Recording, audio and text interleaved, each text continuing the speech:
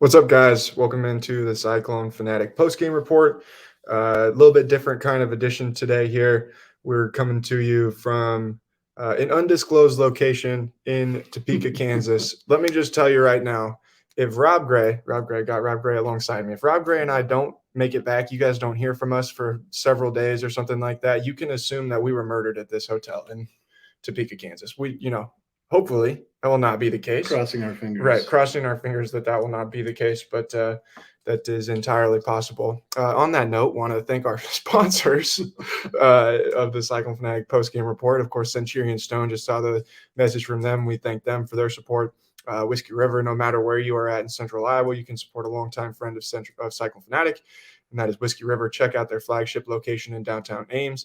Whiskey River Ankeny is located in Prairie Trail, and then their newest location, Whiskey River downtown Des Moines on Ingersoll. For fantastic beer and liquor selection and amazing burgers, it's Whiskey River, a proud partner of Cyclone Fanatic. And then, of course, shout out as always to our friends at Fairway. Check out the Fairway Meat Market out in Ames, or you can go to fairway.com for store locators and healthy, easy recipes today. Iowa State with a 33-20 win tonight over the Kansas State Wildcats in Manhattan. The Cyclones get their first win in Manhattan since 2004. Started this one off with a bang right off the bat. Breece Hall goes 75 yards on the opening play. From there, Rob, the Cyclones really never looked back, held the momentum for the majority of this one. They did. And, the defense was lights out early on. Obviously, they're going to play a little bit softer when they go up 27-7 after that 18-play, 93-yard, 10-minute, and what was it, 2-second drive? Yeah. First 10-minute drive for a touchdown in 20 years, game against Oklahoma State in 2001. And just historic. We've been here. We were both here in 2017 Yeah. with the picked up flags and, the quite obvious pass interference on Alan Lazar that would have allowed the Cyclones to run out the clock, and they pick up the flag, and there were others, two more. It's just been the bugaboo for the Cyclones coming to this place and beating this Kansas State team. And it all came together. And to get that lead, Kansas State put up some more points late, and they came perilously close to getting that onside kick, but it never felt in doubt. The Cyclones had clearly shown themselves to be the superior team on Saturday night, and Brock Purdy, 3 incompletions all night.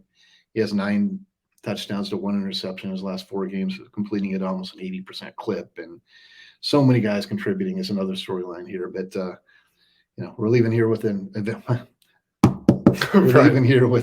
altogether different feeling than the last time we were both here. Yeah, absolutely. And, I think, and you and I were talking about this on the car on the way back over to Topeka, that just you can tell that this Iowa State offense is really starting to operate at a high level when you start to get more and more people involved. Obviously, Brock and Breece are the headliners, but man, Brock completes passes to 9 different guys tonight.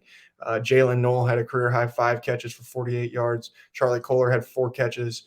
Darren Wilson had a catch. Xavier Hutchinson obviously had some catches. Tariq Milton had a catch. I think you just see that this offense is finding its rhythm, and everybody's kind of starting to settle into their role. And Iowa State, man, like year after year, you get to this month of October, and everybody just starts to get more and more comfortable. And you see this team operate at a higher level each week. And I think we're seeing that right now. We're just seeing this offense really kind of find its groove. And, from here, who knows what can happen. I think that the talent is much better than what it's been, top to bottom. The last several years is comparable to last year, but like even those early years, like when you start seeing this many guys that can contribute, there's some guys who can make some really big time plays. This is when Iowa State's offense can really get on a roll. And you're seeing guys emerge like now, like Jared Hufford got the start at left tackle, and by all accounts performed extremely well. And he'd been knocking on the door to do that because of competition and practice, because no job is once one is owned by any particular person. And, I asked Coach Campbell about the drive, and he wanted to talk about almost anything but, that 18-play, 93-yard touchdown drive. Talked about the 2-minute drill to get the field goal, 1 of 4 for Andrew Mevis, 4 for 4 today from 40+, and overall. And then the defense gets a stop, and then you get drives, and then the loss in the shuffle then was a 15-play, 80-yard touchdown drive that ended up they had to make 94 yards. It was kind of in the same ballpark as Right. the other one. That's how they want to play. That's how they've got to play. And, Brock Purdy said that. I mean, he said, we feel like we're finally kind of at a spot where we envisioned ourselves being all season. And it's exciting. Oklahoma State coming into town, 2:30 kick next Saturday. And there's really, the sky's the limit from this point, but they got to continue to do no turnovers today. Yeah. Force a turnover. K-State gets a touchdown with TD Temple. I'll tell you, he should have picked that ball and it bounced in the other guy's arms. But just such a satisfying win. In 2004, I got married in 2004. I was in the 5th grade in 2004, November of 2004. Yeah, so you remember I invited you to my wedding. Yeah, exactly. I've been mentoring you for but in the Red Sox, my team, the Red Sox, they broke the so-called curse of the Bambino, 1918 to 2004. And now they've won a couple more than the ALCS beat the Astros. Iowa State just now officially snapped the curse of the vampire. Yeah, I mean the vampire. There was no potency. There was no bite, so to speak, in the little apple, and it's obviously a very good feeling, very good outcome. Yeah, for sure. It was another workmanlike performance, I think, from the Iowa State defense. Really nothing flashy about it. Did get the one interception from Greg Eisworth early in the game that allowed Iowa State to take a 10-0 lead, right? Yeah. I mean, Will McDonald got in there, forced a couple fumbles, wasn't able to recover them. But I mean, overall, it's just Iowa State's defense did what Iowa State's defense need to. Gave up some yards in the second half, I think, when they kind of were, conceding some yards. Didn't concede points, but too much. But I mean, Iowa State, like I said, controlled this game basically from beginning to end. There was never really a point where I felt like it was slipping out of their control or anything like that. Even at some times where Kansas State was starting to move the football, you sit there and you're like, man, I don't think that there's any way that they're going to be able to move the ball well enough to win the game. That game next week, man, against Oklahoma State, obviously the Cowboys won today. Well, I guess yesterday now, but got the win over Texas, came from behind to win that game. A huge one, man. And, I was on the radio with KASI, Dave Sproul, Mel Crippen today, and I told them, I felt like this week and next week are huge just to kind of get what the hierarchy is going into November of what the league is going to look like. What's the standings going to be down this stretch run? If Iowa State wants to get back to Arlington and play for a Big 12 title, this is one that they're going to have, and they're going to get a run here where they get to play all of those teams right up there at the top. And there's nothing that I saw today that, I haven't gotten to watch the Oklahoma game yet. The stats were obviously pretty mind-blowing. TCU's defense did not do very well against Caleb Williams in his first career start, but there's nothing at this point that makes me think that Iowa State doesn't have an opportunity to run the table or maybe go through it with one loss, and put themselves in position to potentially get back to Arlington play. I mean, I think we would both assume Oklahoma again. Efficiency from Brock Purdy. Matt Campbell brought that up, and you see it by the stats I mentioned. Almost 80% these last 4 games. That includes some tough times in the Baylor game. Still put up good numbers, had the pick in that game, but 9-1 after, you have 9 interceptions to 4 overall now. I mean, you get efficiency from him. You get Breece Hall coming home in a sense, being from Wichita, and you could tell that was satisfying. You wrote about it.